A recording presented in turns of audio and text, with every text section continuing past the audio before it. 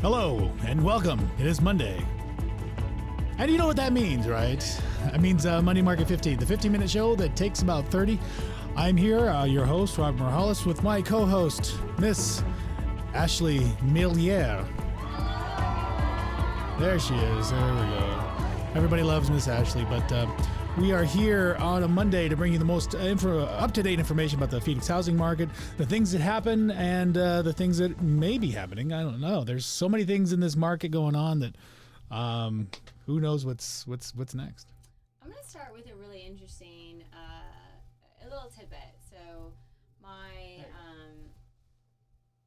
I don't know what to call him, like my stepdad, right? So I remember one day he told me, he goes, never watch the news. And especially never watch the news before you go to bed. I think I know what you're getting at. Okay. So why do we not watch the news? It's too real. It's too much going on. Don't want to hear. I don't know. It's negative. I watch the news all the time. It's negative. It's negative. Yeah, that's true. Because they only give you information that they want you to hear. Well, I think sometimes they give you information that people are inclined to listen to. Because if everything's happy, then who watches happy? You watch like tragedy all the time. Right. So I'm currently reading the book called The Power of Human Connection. And when people, and actually I'm going to ask this question, and I'm totally throwing you through the loop right now. Oh boy, we're supposed to talk about housing, but no, we are. I'm following. We're going to go there. So when you hear the word, yes, karma is a Bezach? Right. Karma is not. Oh, why? Karma is you give out and you will receive back. Yes. So when they use the word karma, it means when you give negative energy, you'll receive negative energy. You give positive energy, you will receive positive energy. So the news gives us so many negative thoughts about the housing industry. Yeah. And you and I, we research this. We research this. But the rest of the world, they don't, because they are sitting at night with their family and they turn on the news and it's like the world is crashing. Well, it's all these meme stocks and meme things that are going on that, there's so much going on in the day, right? You're a mom, you have kids, you got a family, you got so many things going on in your life. It's like, well, I can only take so much. I can't read a whole article, but I'll read the clips. I'll read the headlines. I used to pay to read those to write my book reports. I think this is why we have this show, because we're here to educate people on the truth. Yeah, absolutely. And the truth is not the news. Correct. It's not. So one of the things I think we were going to discuss today is communication. Yes. And the power of communication. So to all the real estate agents out there and, home buyers that are out searching for homes, when you're looking at a home and through showing time, which I'm not an agent. Yeah, showing time's a system we use to set up schedules and stuff for buyers out there that want to go see a house. Well, and I'm going to put you on a pedestal right now. Hey, Robert, I want to go see a house right now. It's 4 p.m. I want to see it 4:15. But you guys have to run it through a program called Showing Time. That happens a lot, actually. No, this is not a joke. I'll get a call like at 3 o'clock. Hey, can you show me this house at 4:30? I'm like, well, I got. You're like this. Okay, showing time. Gotta go through. Well, yeah. So it's a program and to all of the consumers that are out there to purchase home, and all the people that are listing their homes, there is a program called Showing Time. Yep. So as a purchaser, and you're reaching out to, per se, Robert, and you're like, oh, I just found this home. I want to go look at it. There are things that happen behind the scenes. It's behind the scenes communication, where now Robert has to reach out. He has to go in there and he has to request through Showing Time. The other agent has to respond. The seller has to respond. Yep. So there's multiple people that have to respond to the communication in order for you to pick up and go and show them that house. Yeah. So it's not on you, because you might look like the jerk. Like you're like, it's going to take a minute. Anyway. But there are cases. I do that naturally. So I guess the whole point of me starting this off the way it did is communication, and we don't have control over communication. We don't have control over it. And I am kind of disappointed in this industry. I mean, there's so much of a rush and so many people. There's that lack of common courtesy. And I would say I'm at fault of that too, because one of the last houses I posted, I had like well over 40 to 50 calls, and we had 15 offers, and with all the other things I have going on, I can't respond to all of them. So I do apologize to all those agents. I didn't respond back I have been told because I'm a jerk. many times. Yeah. I'm have become one of them. poor communicator. Oh, you are? Apparently, because like you said, we have our phone. I'll wake up sometimes in the morning with 151 text messages. Like this is the other He's very morning. popular, I will tell you. It has nothing to do with being popular. It's just it has to do with there's so many things that are happening. We're pulling so many different directions, and we're doing our best. But with showing time, that is supposed to be a controlled program. Yeah. And it's very pertinent. And I'm bringing this up because as to respect real estate agents, if you guys are looking to purchase a home and you're getting frustrated with your real estate agent, there is a system. It's not like you can turn on the news and you get all the news. And the frustrating part is, and what I love about Showing Time, but it's not utilized enough, is Showing Time has actually a portion of it where you can communicate back to the seller and express. So, Robert, you took me out. And I'm like, it has real grass. She's a fake grass kind of girl. I really am. You just water it down, easy peasy. Boy. Or like it has stairs. Or, I mean, there's many different things. So giving feedback to allow this selling agent to understand why buyers are not appreciating this. Yes, we're in a different type of market. It's a seller's market. Fine. People are kind of throwing dollars here and there. But that's slowing down. We've talked about this. We're leveling out. So sellers, I know you guys. I know you guys are on your high horse, but like we're leveling out, man. But for buyers, it is also very important for buyers to communicate as well of what they don't like, because now they can give feedback to you, Robert, as an agent, and now you can go through that whole list and say, well, Ashley doesn't like fake grass. She doesn't like stairs. Like it gives a good report. It gives a good sense of what people are wanting. And honestly, if it was a normal environment, you do take that feedback and you do integrate that into how do you present the house in a better situation. Well, I think it's a better right now. Our lack of communication is benefiting sellers, but our lack of communication is demising buyers. Because buyers no longer have a voice, and we just have you ever guys? Okay, I'm a spreadsheet person. You know that I'm Excel spreadsheet, pros, cons. I am, so I write everything down. So I feel very frustrated that we are not communicating in the real estate market and allowing people to understand what are sellers selling their house for. Yeah. What is their purpose? What are buyers buying their house for? Not monetary, emotionally, physically. And what is distracting them? What is interrupting? And why are we paying? So now you have my list. I don't want fake grass. But now I'm going to pay $50,000 over for real grass. And you're like, Ash, on your list, you said you wanted fake grass. So why are we not making, it's like Along Came Polly. Do you remember that movie, Along Came Polly? I never the analytics. Watched, no. I don't watch. I'm not a huge movie person, but it was all about analytics. So, understanding where your sellers are coming from, where your buyers are coming from, it all comes down to communication. The challenge is we're watching the news, and the news is telling sellers they have the upper hand, and they're telling buyers that they're like the peasants. Like the sellers are in the castle, and the peasants are down there.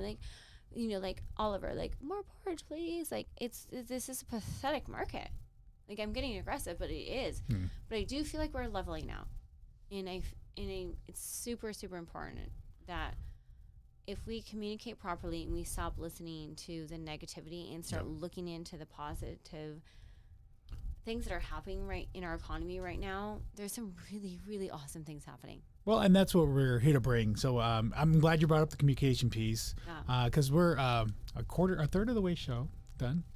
So if you like what you're seeing, go and hit those little heart buttons, and because we love the loves, we just love those little heart things. If you're on YouTube right now, please hit the little like button and hit subscribe, because you want to watch more of Ashley. It's not really me. I don't do anything around here. But going back and circling back to the whole communication part, so I'm glad Ashley brought that up, because there's so many things in this market that I want to discuss with you regarding some of these aspects of communication and the narrative that is translated over the news and what people will tell you. And, you know, one common theme that I've been seeing lately is that investors are buying houses in the Phoenix market. As they are.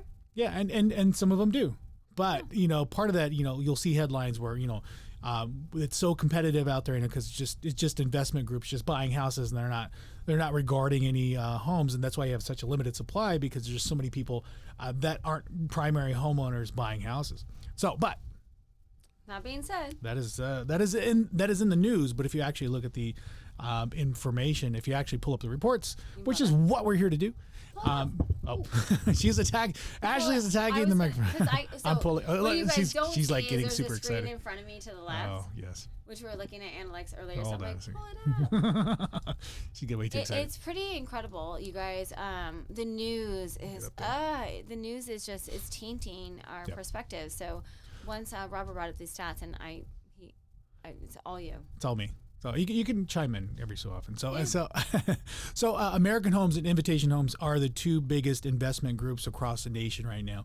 And so when we talk about REITs and we talk about investors, true investors, and large hedge funds, these are the two companies that are publicly traded that you can actually look up their information. If you look and see what, you know, the amount of homes that they're purchasing right now, they only own about 133,000 homes, and which is really nothing. That's maybe a small town. And when you see this narrative come across the news and see news articles about how investment hedge funds are buying houses, that's not really what's really out there. And so if you dig deeper into the stats, this is primarily across the nation. So I love that stat right there. I'm gonna move some of this around because we focus in on Arizona. I pulled up the one on Arizona. Sure. If you look across the nation, a lot of these investment groups, these two primary ones, Invitation and American, don't own homes in a lot of these states, 0%. In Arizona, they only own 11,000 homes. Which is mind-blowing. Yeah. And again, you have so many people that read news articles, and that'll be their narrative. I didn't win that house. I wasn't able to buy that house because some other investment group bought it from me. And it's not really the case. There are investors out there, but it's not these large hedge fund investors that people commonly mistake as purchasing. And so, again, if you look at some of the information, as far as REITs go, they only own 0.1% of the market. It's not large hedge funds that are. You got to talk closer to the mic, Ash.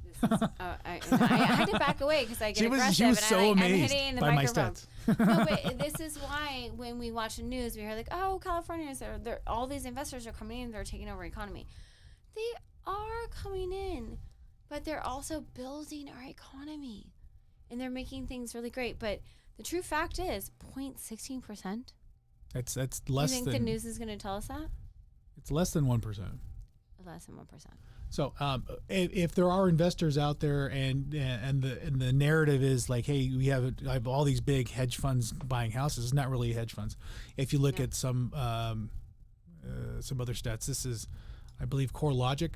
If you look at some of the stats from 2013, you'll see that there's been an increase of property owners owning 1 to 10 properties between 2013 to 2018. So I know I can tell you, and this is not in here, from 2018 to 2021, most investors are owning between 5 and 25 properties.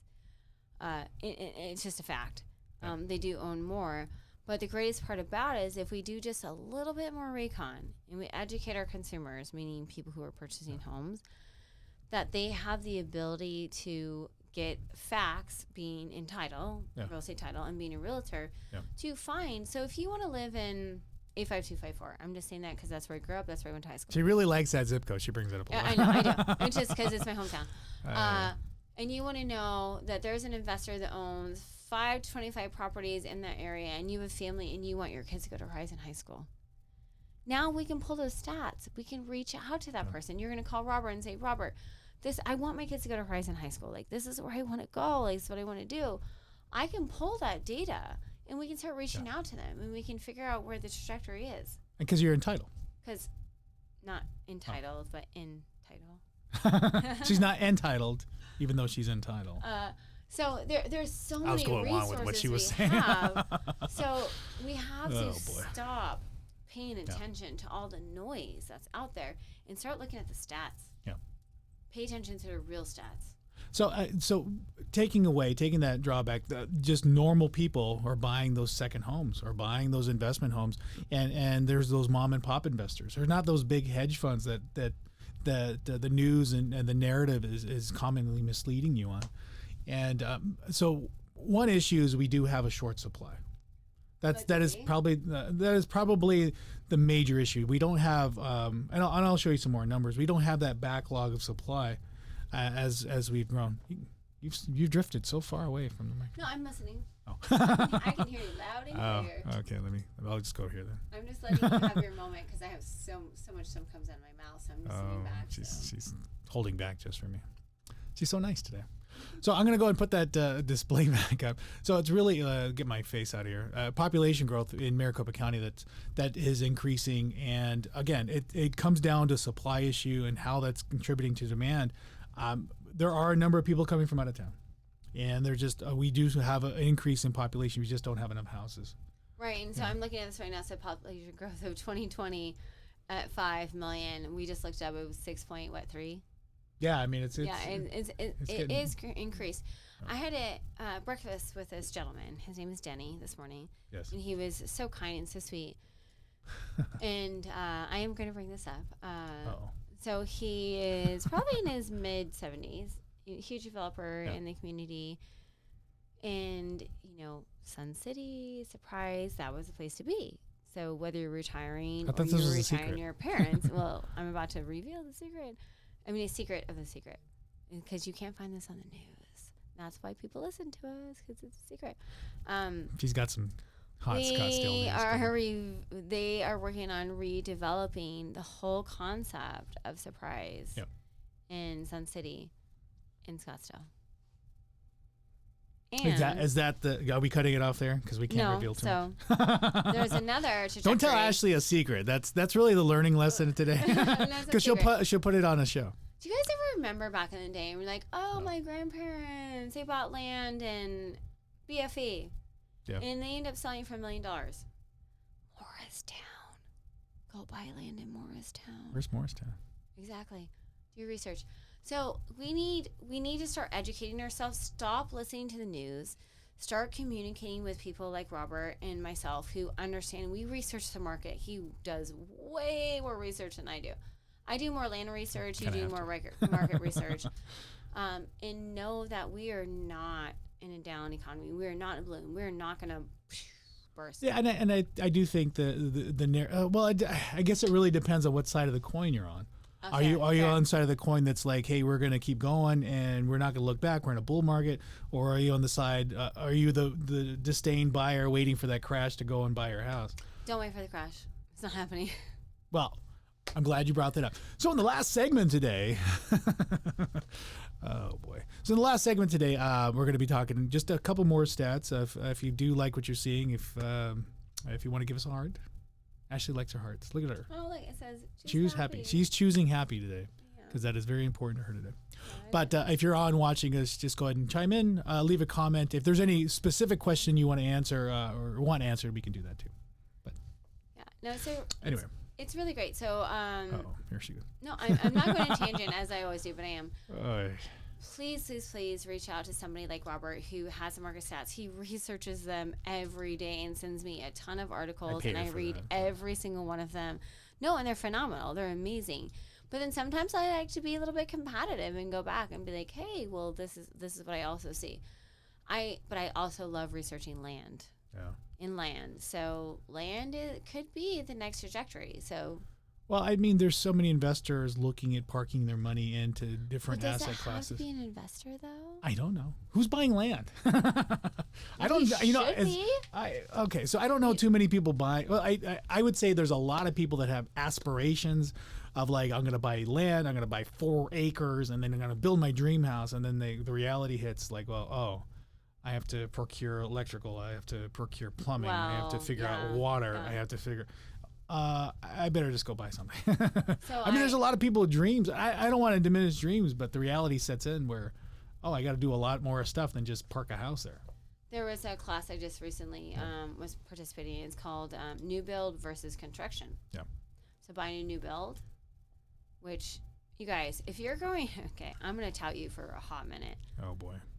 If you've been working with Robert, and then you decide one day you're and your husband, you're after church, after brunch, whatever, and you're driving down the street and you're like, oh, there's a new Del Webb or whatever, and you're like, where my honey, let's go in, and we go check it out.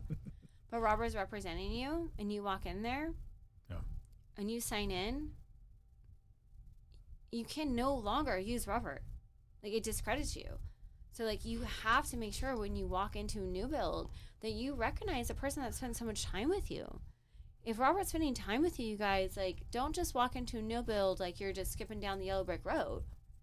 Let him know, like, hey, yes, Robert is my agent. We're coming in here. We just got home from brunch or church or wherever you guys were coming from, and allow them to know that that's the person that's representing you, because we have so many guidelines in the real estate industry.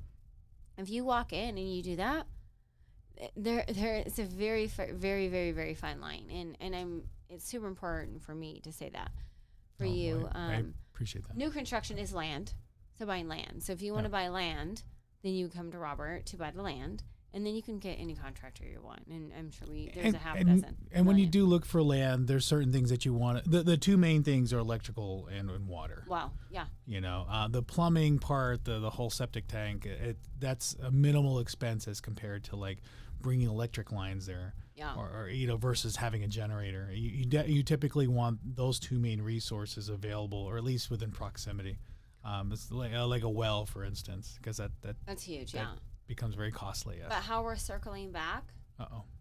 Communication. Oh yes, there it goes. I knew there was a point. I just knew. That's it. I'm gonna cut it off there. Communication. Ashley's tapping him. So the last part of the segment, again, if you have any comments or questions, go ahead and put those in the comment section. We'll answer them as we go along, because that's what we do. So for everybody that's watching, give us a little thumbs up or something. Yeah, look how she is happy.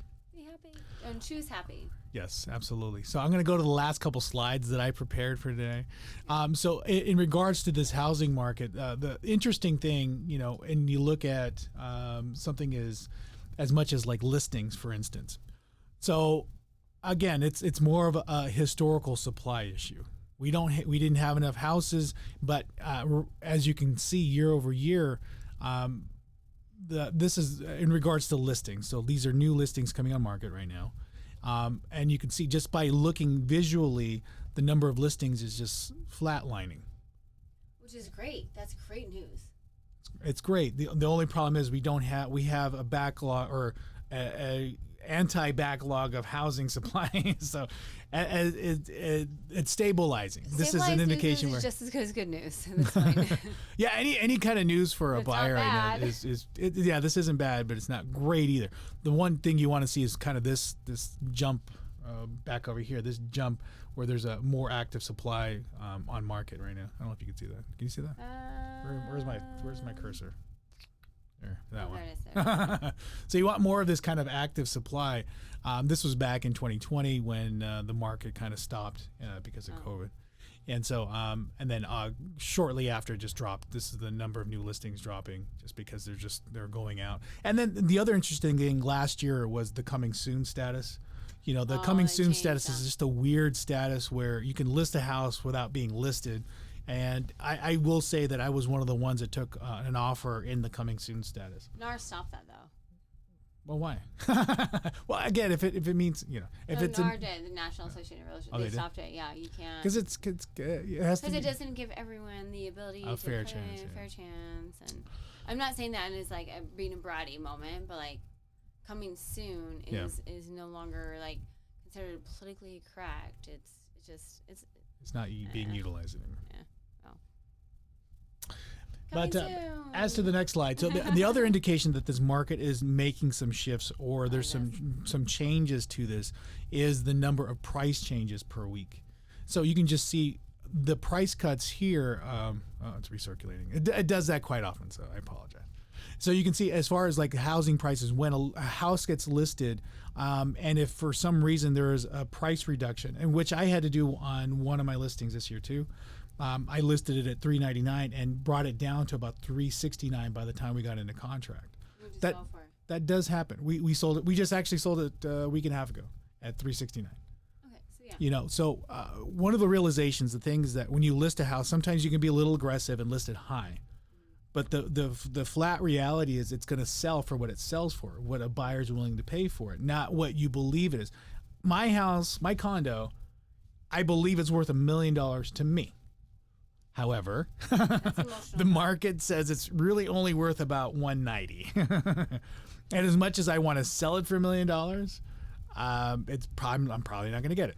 So as I list my condo for $1 million and I have to cut it down to where the market is wanting to pay that, that's what is being represented here. You see these price cuts, and it's not until if I get out of here, you'll see kind of like a flat line across these price points. So there's no price cuts there in the 100 to 125 mark. And just scroll down to I'll okay, sorry. I'm getting aggressive. I'm getting excited. Basically, all these price points are just flatline. You can see in the 2 to 250, but then as you get into the 250 to 300, you kind of see a little bit of a spike. It kind of goes up a little bit where there's more price cuts in that realm. But as soon as you hit into the 3 to 400, you'll see it's a little bit more. So you're starting to see more price cuts come in. And then if you get into the $400 to $500 market, it's very dramatic as far as so homeowners are listing their price, extravagantly, if that's a word, and slowly having to cut the prices down, over the weeks to get them into contract, to get them moving. So that, again, with that in the last slide, we're kind of seeing some shifting in the market. We're starting to see hopefully some balancing and some opportunity perhaps for a regular buyer. But with the last house that we listed, getting 13 to 14 offers, it's still a little aggressive. I would like to see an environment where these price cuts are happening. I think more people are being conscientious about their purchases, but I would like to see kind of these prices kind of start to stabilize, and we get to see that more of a balanced market. Because I have to work on both ends. I still have to. That's the biggest challenge you have, because you're a buyer and a seller agent. Correct. I do both. Deal. I do everything. I know, you just do everything. I even do the photos and the videos. And you do. Let me see the last slide. Again, it comes down to a supply issue. We don't have any historical supply, so everything that's coming on market right now, these are new listings week over week. You can see it follows along the line. This is just dramatic because you can't really count this. This is the current week we're in, so the numbers haven't circulated yet. But as you can see, the number of new listings that are coming on market are relatively the same, except for COVID here, relatively the same between the last 3 or 4 years. Yeah. And so I do, and I have some hopes. I don't know what that is. Let me take it off. Hope is not a strategy. No, I have a tattoo on the back of my ankle. And it says hope is not a strategy. 16 years old. No, it's a hope. It's a kanji symbol of hope. Oh. And I literally got it at 16. I'm going to be 39 this year, so had it for a very, very long time. Are you going to be 39 this year? I am. Oh my gosh. I already crossed the line, so whatever. I already crossed the 40. Look at this. It gets worse as you get older. I know. I need to talk to. I can't get rid of it. But here's the thing with the housing market. It's the same everywhere we go. The grocery store. Yeah. I went to Costco the other day. So we can't get into too long of a story. We're almost at the end. Short-winded. Went to Costco. Cereal, fruit snacks, all the jam that I buy my kids, right? Yeah. I look at the price. I'm like, what the heck? Because I watch the ads. I go, I could get that for 99 cents. So just paying attention and watching what's happening in our economy and not listening to Costco's like, it's a sale. Buy cereal for $7.99 for 2 boxes. And I'm thinking, when it goes at Fry's, it's 99 cents per box if you buy 5 or more. It's equivalent. So I'm not going to listen to all the noise.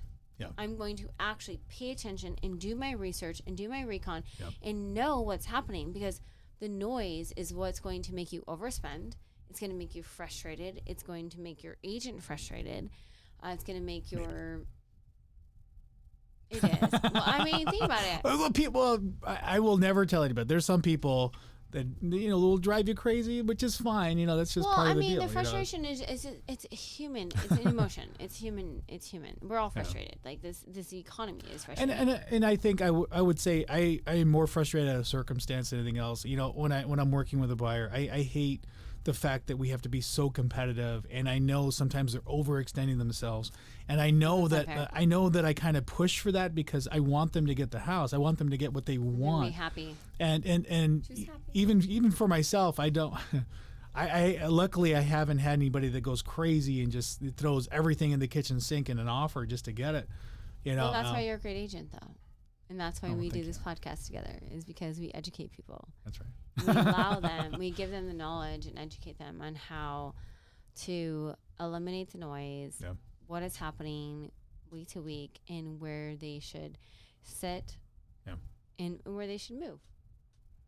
Well, needless to say, we're here to provide information and a trusted source. So as we come to the end of today's show, trust us. I know. But that's why we're here. So we're here every Monday for the Monday hour. We're a little late today. We're supposed to be here at 2, but whatever. I broke my phone. She broke her phone. We had to modify the time. So the takeaways for today is just hang in there. I think things are changing. I don't know how significant. It gives me hope to see some of these stats and some of the things that are happening. But don't listen to everybody. Just communicate. Communicate and talk to us sometimes. Oh, see, there goes my outro. I got to start again. All right, so Robert Morales, RCO Network, with Miss Ashley Miller from Great American Title, bringing you the information every Monday. Tune in roughly at 2 o'clock, maybe a little bit later, or watch us on the replay. But definitely give us a heart. All right, we'll see you guys next week. Be happy. Oh, boy. Yes, ma'am.